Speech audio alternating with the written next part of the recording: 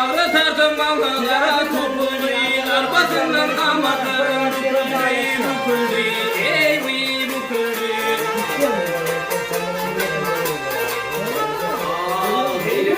Benim yere döküldü, vay döküldü, ol götürüm bana şamlar kaldılar nelerim.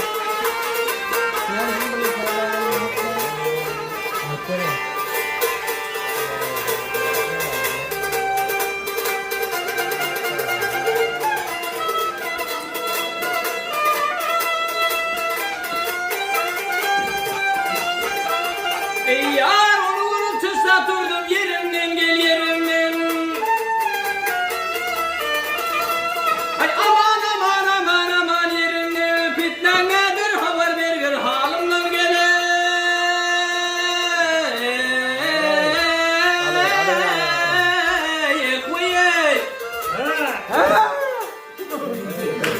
Bir kara kuş yetip geldi verimden verimden.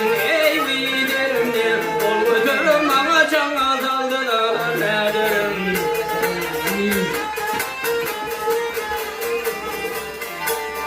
Ol şiiri kelamlardır hala düştü. Yüreğim her zaman kaynayıp coştu.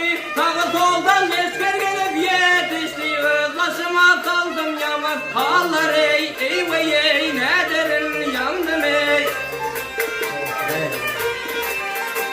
Ay gözün şadirmende takat kalmadı.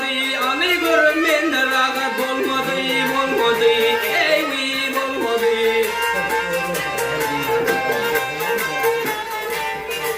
Ay onun hakkını hiç kim bilmedi, yar bilmedi. Hoşta mıydı size kavar verdiler nederim.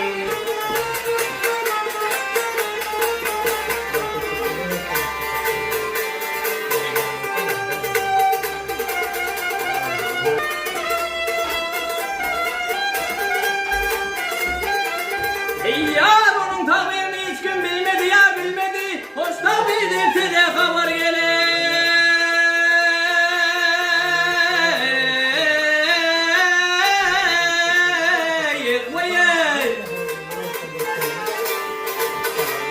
Ay ah vah bilmedi hey hey.